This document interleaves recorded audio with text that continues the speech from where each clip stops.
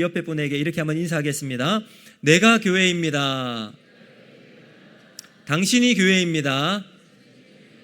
우리가 교회입니다. 할렐루야. 아멘. 네, 여러분 벌써 한 해가 다 저물어 갑니다. 시작한 지 얼마 되지도 않은 것 같은데 오늘 마지막 2025년도 마지막 주일입니다. 자, 오늘 이 예배를 통해서 여러분 마무리가 좋아야 한 해가 아름답게 끝나지 않겠습니까? 오늘 이 예배를 통해서 하나님이 주신 하늘의 은혜가 우리 모두에게 있기를 소망하면서 이 시간 본문을 중심으로 끝까지 견뎌야 하는 이유, 이런 제목으로 말씀을 전하도록 하겠습니다. 마라톤 그 거리가 상당하잖아요. 42.195km. 이것은 극한의 경기입니다. 근데 실제로 많은 사람들이 이 마라톤을 언제 포기하느냐라고 보니까요, 출발할 때도 아니고 중간도 아니에요. 이 마라톤 기간, 이 구간 중에 마이 구간이라고 있대요. 30km에서 35km 되는 지점이라고 합니다. 근데 여기쯤 오면 이제 사람의 몸은 한계를 넘어서는 거예요. 피로는 누적되고 다리는 무겁고 힘이 빠지고 숨은 가파오고 몸에서 신호가 오는 거예요. 이제 그만 좀 하자. 그런데 여러분, 이 참 마의 구간을 넘기게 되면 곧 결승선이 보입니다. 조금만 더 견디면 끝이 나오는데 이 조금이 사실은 제일 힘든 시간이죠. 그래서 마라톤에서 가장 중요한 것은 빨리 출발하는 것도 아니고요, 중간을 잘 달리는 것도 아닙니다. 뭐가 제일 중요할까요? 끝까지 가는 거예요. 사랑하는 성도 여러분, 우리 신앙도 마찬가지입니다. 신앙은 단거리 경주가 아니라 마라톤의 비유를 많이 하죠. 그래서 오늘 예수님은 본문에서 잘 시작한 사람이 구원을 얻는다라고 말하지도 않고요, 열심히 달린 사람이 구원을 받는다라고 말하지도 않아요. 우리 주님이 이렇게 말씀하시죠. 끝까지 견디는 자는 구원을 받으리라. 자, 여러분, 오늘 본문 말씀은 사실 예수님께서 십자가를 지시기 바로 직전에 제자들에게 하신 말씀입니다. 십자가를 앞에 두고 제자들에게 앞으로 세상이 어떻게 흘러갈 것인지 마지막 말세, 이 종말에 대해서 알려주시는 말씀이에요. 근데 우리 주님께서 이 종말을 말씀하시는 목적이 뭘까요? 제자들에게 겁을 주고 불안하게 만들기 위해서가 아니겠죠. 오히려 그 반대입니다. 두려움에 무너질 제자들을 딱 말씀으로 붙들어주기 위해서였습니다. 자, 흔히 우리가 종말, 이 말세라는 단어를 들으면 여러분 어떤 느낌이 드십니까? 일단은 음산합니다. 이 세상에 존재하는 모든 것들이 다 끝나고 사라지는 것이 종말이잖아요. 그래서 두려울 정도로 오싹한 단어가 바로 이 종말, 말세입니다. 그래서 종말에 일어날 일들, 어떤 것이 떠오르세요, 여러분? 전쟁, 그리고 요즘 기후위기, 이런 말들이 많이 나오는데, 그로 말미암아 일어나는 자연재해로 온 세상에 막 눈이 덮이고 홍수가 나고 지진과 여러 가지 자연재해로 세상이 끝날 그런 일들, 혹은 최후의 심판, 이런 느낌입니다. 오늘 본문을 자세히 읽어보면요, 예수님께서 이 종말을 말씀하시는 방식이 조금 달라요. 예수님은 종말을 공포의 정보로 주지 않으시고 제자의 길에 초점을 두고서 말씀을 하고 계십니다. 그러니까 종말은 단지 언제 오느냐의 문제가 아니라 어떻게 살아야 할 것인가에 예수님의 초점이 있다는 겁니다. 그래서 오늘 우리가 기억해야 할 것이 이거예요. 예수님이 오신 이후부터 이제 종말이 시작되었다는 것입니다. 신학자 오스카 쿨만이 이렇게 이야기를 했습니다. 하나님의 나라는 예수의 오심으로 시작되었으며 재림 때 완성될 것이다 라고 강조를 합니다. 그러니까 여러분, 종말은 어느 한순간 딱 해서 세상이 끝났다, 이게 아니에요.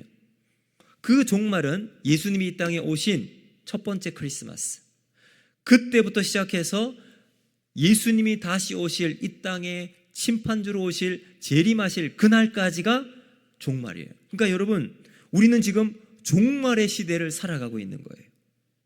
이 종말의 시대에 교회가 있고 성도들이 살아가고 있습니다. 자, 그러면 이 종말의 때에 살아가는 우리 성도들에게 가장 중요한 태도가 무엇인가?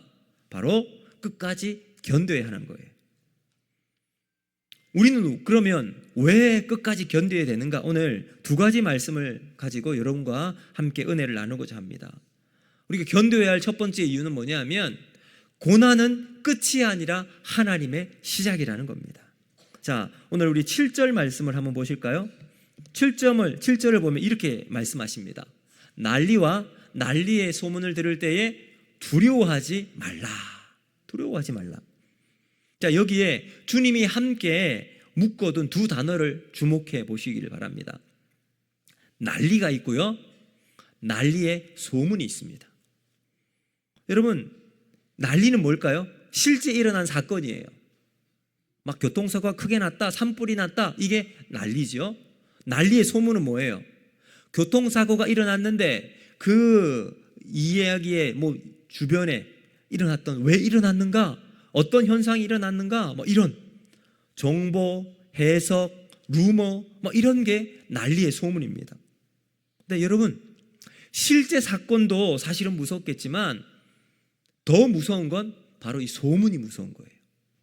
왜냐하면 소문은 사건을 확대시키기도 하고요, 왜곡하기도 하고 사람의 마음을 이 소문으로 조종을 하기 때문에 그렇습니다.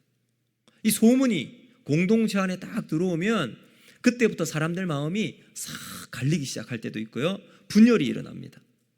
그래서 영혼은 불안으로 가득게 되는 거예요. 그래서 종말의 시대에 혼탁해질수록 무엇이 진짜냐 보다 어떻게 해석해서 사람의 마음을 더 자극적으로 만드느냐, 이것이 더 빨리 퍼져나간다는 거죠. 근데 여러분, 예수님은 소문이 떠도는 시대에 뭐라고 말씀하시냐면 이 소문을 없애라, 소문의 근원을 찾아서 발본색원해라. 예수님이 이렇게 말씀하지 않으세요. 뭐라고 말씀하시죠? 7절 마지막 보면 예수님이 말씀하신 두려워하지 말라. 두려워하지 말래요. 자, 두려워하지 말라는 것은 문제가 없다는 말이 아니죠. 문제는 여전히 있어요. 근데 문제의 크기가 아니라 그 이후에, 그 이면에 하나님이 함께 하시는 것을 보라는 거예요. 하나님의 주권을 보라는 의미가 더 크다는 거죠. 결국 문제를 보는 것이 아니라 문제보다 크신 하나님을 보라. 이것이 두려워하지 말라는 말씀의 핵심입니다. 여러분, 생각해 보세요. 사건이 커집니다. 작은 문제를 만날 때는 우리가 하나님께 기도합니다. 하나님, 이거 해결해 주십시오. 하나님 충분히 해결해 주실 줄로 믿습니다. 기도해요. 근데 사건이 엄청나게 커졌어요. 도저히 내 힘으로 감당하기 힘들어요. 그러면 사건이 커질 때 우리는 하나님을 의지하지 않죠. 대신 사람을 찾아갑니다. 힘 있는 사람을 의탁하고 부탁합니다. 사건이 크다고 하나님이 작아질까요? 세상이 흔들린다고 하나님의 보좌가 흔들릴까요? 여러분, 여기에서 우리는 영적인 분별이 필요합니다.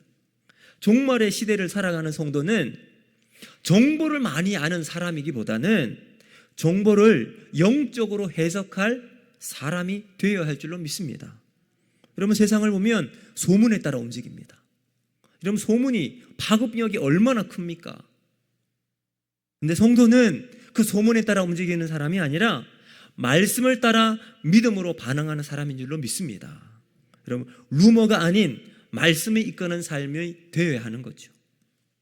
근데 여러분, 이 사건에 대해서 8절을 보면 예수님은 전쟁, 기근, 그리고 지진 이런 식으로 이야기를 해요. 8절 한번 같이 읽어보실까요? 8절 시작. 민족이 민족을, 나라가 나라를 대적하여 일어나겠고 곳곳에 지진이 있으며 기근이 있으리니 이는 재난의 시작이니라. 아멘. 여러분, 여기 재난에 대해서 이야기할 때 전쟁이 일어나고 지진이 있고 기근이 일어난다라고 이야기합니다. 근데 여기에 중요한 단어가 있어요. 이 뭐냐 하면 재난의 시작이니라. 이 재난의 시작. 재난이라고 하는 단어를 헬라어로 보면 오디논이라는 단어를 사용합니다. 오디논의 원래 의미는 뭐냐 하면 산고, 해산의 고통이라는 뜻입니다. 그래서 재난의 시작을 직역을 하면 이런 뜻이에요. 이것들은 해산의 고통, 산고의 시작이다 라는 의미예요. 여러분, 산모가 아이를 낳기 위해 진통하고 있는 장면을 한번 상상해 보십시오.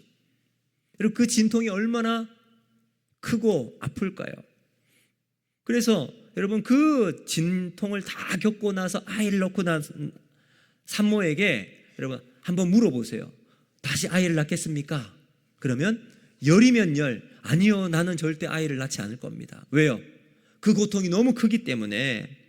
그런데 아이를 놓고 키우다 보면 그 아이가 너무 예뻐서 어느 순간 보면 또 아이를 낳더라고요. 자, 근데 이 부분이 중요합니다. 산모가 진통을 시작하는 것은 그것이 이제 끝이 아니잖아요. 죽음, 산모의 진통은 죽음이 아니에요. 뭐예요? 그 진통을 통해서 탄생의 문, 생명의 문이 열리는 거예요. 사랑하는 성도 여러분, 종말을 해석하는 성경적인 관점이 바로 여기에 있습니다. 세상은 재난을 파괴요, 무자비하고 무의미한 파괴로 봅니다. 그러나 하나님은 이 재난 속에서 생명을 다시 시작하게 하시는 분이시라는 겁니다. 그래서 역사를 다 정리하고 깨우고 새로운 일을 준비해 나가시는 하나님. 여러분, 여기에서 우리는 재난을 가볍게 보라는 말씀이 아닙니다.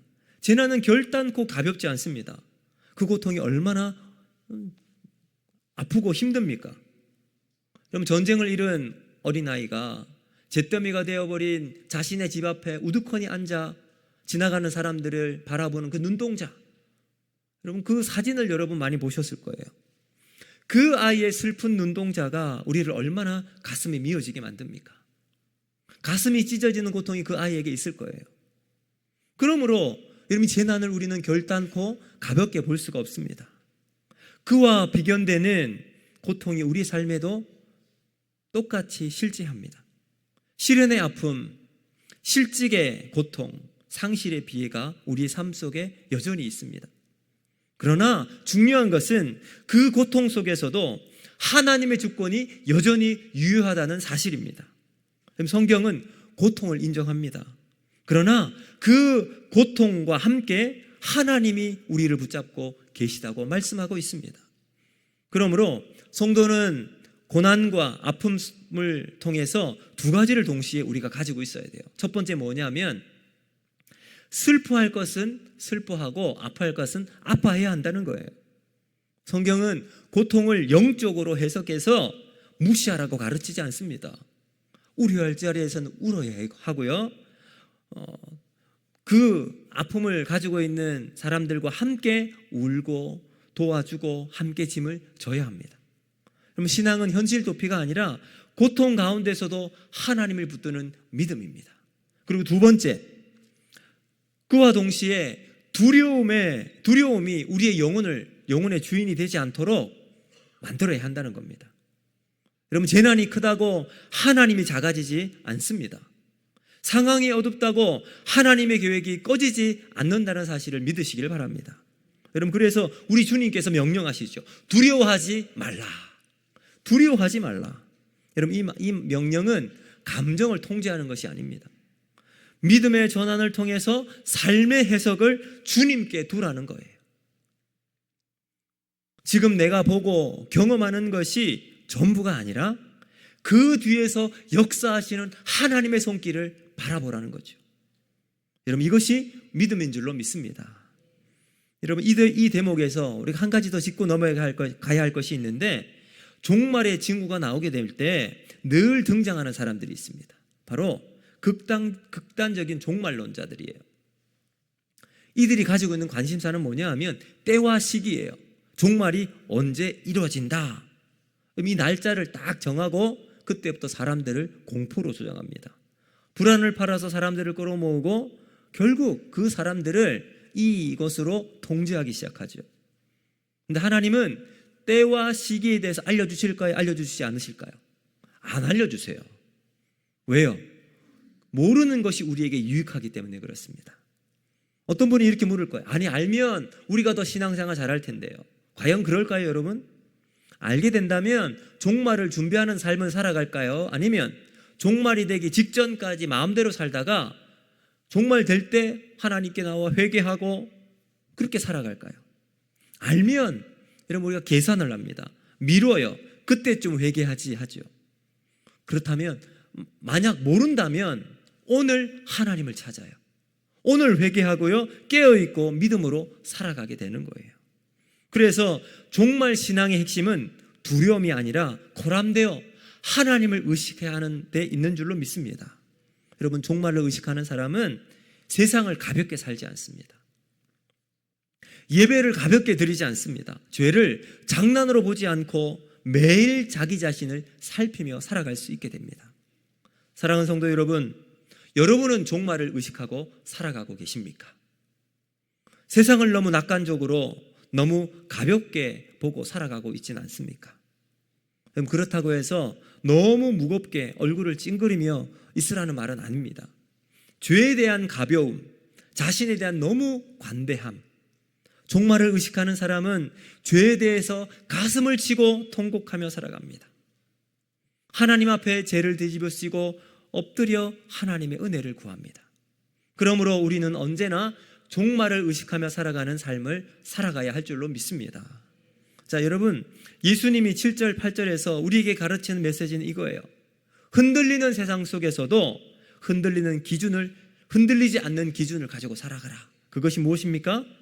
재난의 끝을 재난이 마지막이라고 보는 것이 아니라 주님의 말씀을 가지고 살아가라 라는 겁니다. 그래서 이 시대를 살아가는 우리에는 이렇게 고백해야 합니다. 주님, 흔들려도 주님은 변하지 않으십니다. 난리와 소문이 많아도 저는 말씀 앞에 서겠습니다. 이것이 저와 여러분의 믿음의 고백이 되기를 주님의 이름으로 축복합니다. 자, 이제 두 번째, 끝까지 견뎌야 되는 이유는 뭐냐?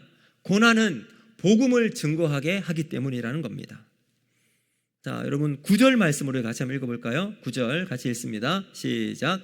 너희는 스스로 조심하라. 사람들이 너희를 공회에 넘겨주겠고 너희를 회당에서 매질하겠으며 나로 말미암아 너희가 권력자들과 임금들 앞에 서리니 이는 그들에게 증거가 되려 함이라. 아멘. 여러분 여기 보시면 조심하라 라고 말씀하고 있습니다. 이 조심하라 라는 말은 우리가 신앙생활을 하는데 자동적으로 신앙이 점점 성숙하고 믿음의 깊이가 깊어지지 않는다라는 말씀이에요. 관성으로 내가 지금까지 신앙생활 해온 대로 신앙생활이 계속 유지될 것이다 라고 말씀하지 않는 거예요. 여러분 신앙생활이 저절로 뜨거워집니까? 그렇게 되지 않습니다. 태엽으로 움직이는 시계, 여러분 요즘 좋은 비싼 시계 보면 여기 시계, 손목 시계 끝에 달려있는 크라운, 그걸 약간 당겨서 쭉쭉 태엽을 갈아 놓으면 거기에 시계에 밥을 주면 밥 준 시간만큼 째깍째깍째깍 시계가 움직이죠. 자동적으로 시간이 흘러갑니다. 이것을 관성이라고 말하죠. 자동적으로 시계가 움직입니다. 근데 신앙은 어떨까요? 그렇지 않습니다. 절대로 관성으로 저절로 신앙이 뜨거워지지 않습니다. 그러면 어떻게 우리의 신앙을 관성대로 살아가지 않고 믿음으로 살아갈 수 있을까요? 그 비결은 어제의 은혜로 오늘을 살아가지 않아야 할 때입니다. 어제의 은혜로 오늘을 살지 말고 오늘은 오늘 주시는 은혜로 하나님 주신 힘과 능력으로 살아갈 때 우리는 하나님과 함께 믿음으로 살아갈 수 있게 될 줄로 믿습니다. 여러분 시대가 혼탁할수록 신앙은 점점 흐려집니다. 마음은 쉽게 식고 영혼은 잠들어갑니다. 그래서 예수님은 우리에게 말씀하시죠. 조심하라. 그리고 조심해야 될 이유에 대해서 쭉 말씀하세요. 왜요? 사람들이 너희를 넘겨주고 매질하고 권력자 앞에 서게 할 것이다. 종말의 시대, 마지막 시대에 그리스도인에 대한 공격이 더 선명해질 것이라고 말씀하고 있습니다. 초대교회 역사가 이것을 증명하고 있잖아요. 여러분 로마 제국 아래에 있었던 기독교는 말할 수 없이 작고 초라했습니다. 거대한 로마 제국이 기독교인을 계속해서 핍박하고 억압을 했어요. 교회는 맨몸으로 그것을 그냥 받을 수밖에 없었습니다. 그 엄청난 핍박을 교회가 여러분 쉽게 견뎌낼 수 있었겠습니까? 그런데 놀라운 것은 핍박이 가해지면 가해질수록 교회는 더 뜨거워졌다는 거예요. 여기 중요한 사실을 우리가 발견합니다. 핍박은 교회를 파괴하려는 사탄의 도구였지만 하나님은 오히려 그 핍박을 통해서 복음이 확장되고 커져나가도록 만드신다는 사실입니다. 그럼 그게 9장 마지막 문장에 담겨 있습니다. 9절 말씀 다시 한번 읽어보도록 하겠습니다. 시작. 너희는 스스로 조심하라. 사람들이 너희를 공회에 넘겨주겠고 너희를 회당에서 매질하겠으며 나로 말미암아 너희가 권력자들과 임금들 앞에 서리니 이는 그들에게 증거가 되려 함이라. 아멘. 자, 사랑하는 성도 여러분, 이 마지막 문장은 실로 엄청난 선언입니다. 세상이 그리스도인인 우리를 세상의 법정에 세우고 신문을 하고 핍박을 가한다 할지라도 하나님은 그 자리에서 오히려 복음의 강단으로 바꾸어 주실 것이다 라는 선언입니다. 침묵을 강요하고 위협을 해도 하나님은 그 자리에서 예수의 이름이 오히려 증거되고 복음이 확장될 것을 말씀하고 있습니다. 여러분, 사도행전을 그것이 바로 우리의 증거가 아니겠습니까? 초대교회 핍박이 얼마나 심했습니까? 그러나 교회는 사라지지 않았습니다. 핍박이 예루살렘에 가해졌을 때 여러분, 예수 믿는 그리스도인들이 거기에 있을 수가 없었어요. 그래서 이웃 도시로 이동을 하고 다른 나라로 이사를 가게 되어 있습니다. 그런데 예루살렘 교회를 흔들었던 그 핍박은 오히려 예루살렘을 넘어서 전 세계로 복음이 증거되는 하나님의 섭리가 되었습니다. 하나님은 위기를 오히려 기회로 바꾸시는 역전의 하나님이신 줄로 믿습니다. 자, 여러분, 그래서 10절 마지막 중요한 구절이 나옵니다. 10절 보실까요? 또 복음이 먼저 만국에 전파되어야 할 것이니라. 아멘. 여러분, 여기에 우리가 종말을 바라보는 관점이 바꿔야 함을 이야기하고 있습니다. 사람들은 종말을 전쟁이 얼마나 일어나는가, 재난이 얼마나 큰가의 관점을 가지고 있습니다. 그런데 예수님은 이 종말의 큰 흐름을 무엇과 연결을 시키느냐 하면 복음이 증거되는가라고 말씀하세요. 마태복음 24장 14절도 똑같이 말씀하고 있습니다. 우리 같이 한번 읽어보겠습니다. 시작. 이 천국 복음이 모든 민족에게 증언되게 위하여 온 세상에 전파되리니 그제야 끝이 오리라. 아멘. 여러분, 종말은 단지 세상의 붕괴, 세상의 끝이 아니라 하나님의 구원의 완성이라는 말씀이죠. 그래서 하나님은 아직 끝내지 않으십니다. 왜요? 한 사람이라도 더 예수 믿고 하나님의 백성 되기를 원하시기 때문입니다. 한 명이라도 멸망하지 않고 하나님의 백성으로 삼으시기를 원하신다는 겁니다. 그러므로 마지막 시대 교회의 사명은 분명합니다. 교회는 복음을 전하는 전도의 사명이 우리에게 있는 줄로 믿습니다. 디모데후서 4장 2절 말씀 같이 보실까요? 같이 읽습니다. 시작. 너는 말씀을 전파하라. 때를 얻든지 못 얻든지 항상 힘쓰라. 아멘. 여러분, 핍박이 와요. 그러면 교회는 움츠러들 것 같죠. 하지만 오히려 하나님은 그 핍박을 통해서 교회를 흩으시고 그 흩으심을 통해서 복음이 증거되게 하시죠. 이것은 하나님의 역설입니다. 그래서 하나님은 역설의 하나님이요 역전의 하나님이십니다. 고난을 통해 영광을 받으시고 십자가를 통해 부활을 이루시고 흩어짐을 통해 확장해 나가시는 하나님. 이 하나님이 우리의 하나님이 되실 줄로 믿습니다. 여러분, 13절을 보세요. 오늘 핵심 구절입니다. 13절 같이 읽습니다. 시작. 끝까지 견디는 자는 구원을 받으리라. 아멘. 여러분, finish well이라는 말이 있습니다. 마지막을 잘 장식하자는 말이죠. 끝 마무리를 아름답게. 이때 무엇이 필요할까? 인내가 필요합니다. 마지막을 아름답게 장식하기 위해서는 많은 인내가 필요해요. 근데 여기 오해가 있으면 안 됩니다. 이 말을 인내를 잘하면 구원을 얻는다라고 착각할 수가 있어요. 성경 전체의 복음은 분명합니다. 구원은 은혜로 받습니다. 인내로 구원을 얻는 것이 아니에요. 그러나 동시에 성경은 우리에게 이렇게 말합니다. 참 믿음은 반드시 끝까지 가는 믿음으로 이끈다라는 거예요. 여러분, 열매가 나무를 만듭니까? 나무가 열매를 맺게 합니까? 나무가 열매를 맺게 하는 거예요. 열매가 나무를 만드는 게 아닙니다. 구원이 인내를 맺게 하는 겁니다. 그래서 말세는 어떤 일이 일어나느냐? 겉으로는 교회 안에 있는 척하지만 결국 떠나는 사람이 생길 수 있대요. 그래서 요한일서 2장 19절을 이렇게 말합니다. 우리 같이 한번 읽어볼까요? 시작.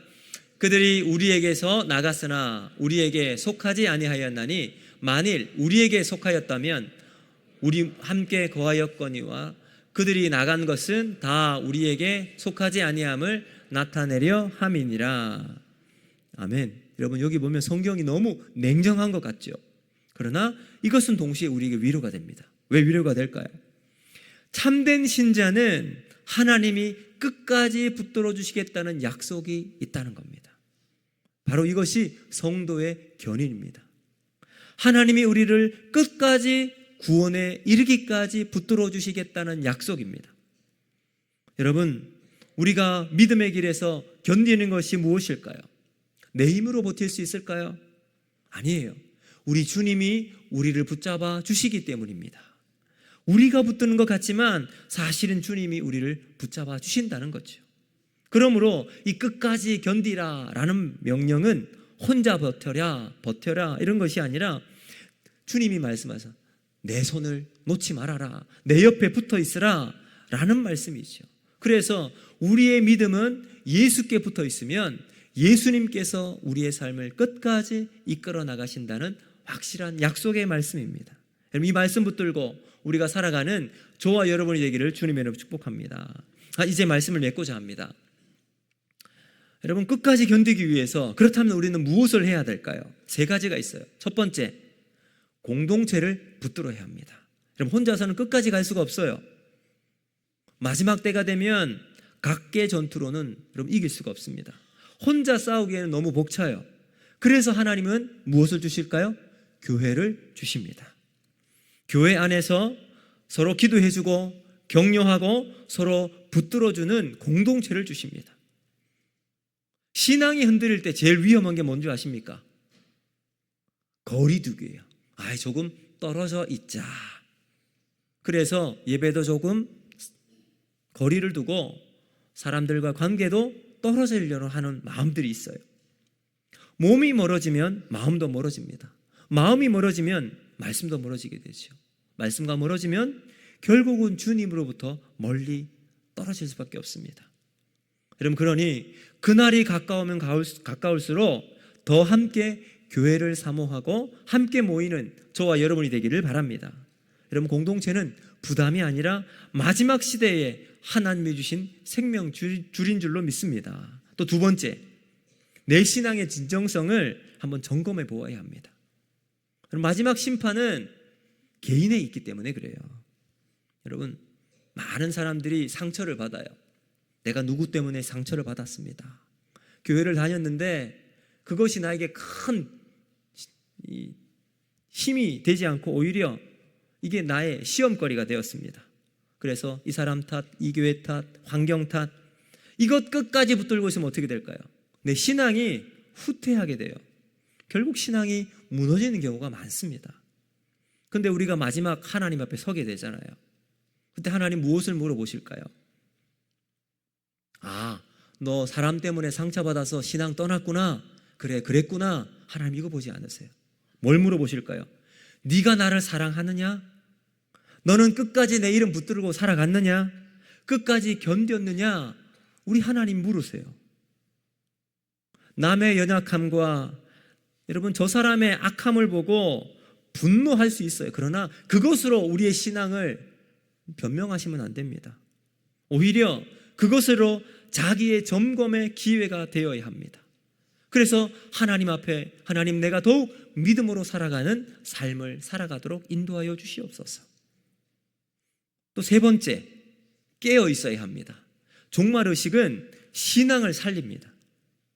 기도로 깨어 있어야 하고요, 예배로 깨어 있어야 하고 말씀으로 깨어 있어야 합니다. 여러분, 마지막을 기억하는 성도는 세속화되지 않습니다. 세상에 포함되지 않습니다. 왜요? 언젠가 드러날 것을 알기 때문이에요.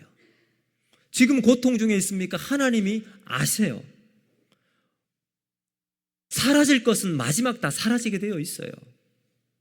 이것 가지고 여러분 끝까지 싸움의 자리에 들어가지 마세요. 왜 그것 가지고 싸움을 가지고 나가십니까? 언젠가 영원히 남을 하나님 나라를 소유하고 살아가는 저와 여러분이 되기를 바랍니다. 여러분, 우리가 붙잡아야 할 것, 영원한 것입니다. 영원한 것, 영원하지 않은 것은 사라져요. 영원하지 않은 것에 우리의 인생을 걸지 않는, 그래서 하나님이 기뻐하시는 믿음으로 승리하는 저와 여러분이 되기를 주님의 이름으로 축복합니다. 영원한 나라, 이 세상 아니잖아요. 하나님 나라입니다. 마지막으로 우리 예수님께서 제자들에게 남긴 말씀을 붙잡고 끝을 맺도록 하겠습니다. 요한복음 16장 33절 말씀이에요. 우리 같이 한번 읽어보겠습니다. 시작. 이것을 너희에게 이르는 것은 너희로 내 안에서 평안을 누리게 하려 함이라. 세상에서는 너희가 환난을 당하나 담대하라. 내가 세상을 이기었노라. 아멘. 여러분, 우리 주님 세상을 이기셨습니다. 믿으십니까? 여러분, 이기신 우리 주님 바라보면서 세상에 여러분 이것 저것 가지고 다투고 다 내려놓고 마지막이잖아요. 이 시대 속에 하나님 말씀 붙들고 이기신, 세상을 이기신 주님 붙들고 살아가는 우리가 되기를 주님의 이름으로 축복합니다. 여러분, 우리는 패배의 길을 걸어가는 사람이 아니라 승리를 향해 달려가는 사람인 줄로 믿습니다. 난리와 재난이 와도 끝이 아니에요. 시작입니다. 핍박과 미움이 와도 끝이 아닙니다. 증언의 자리가 될 것입니다. 복음이 온 땅에 증거되어야 될 증언의 자리입니다. 그리고 끝까지 견디는 자는 구원을 얻게 될 것이다. 여러분, 이 은혜가 오늘 우리 모두에게 임하기를 주님의 이름으로 축복합니다. 아멘. 여러분, 이 시간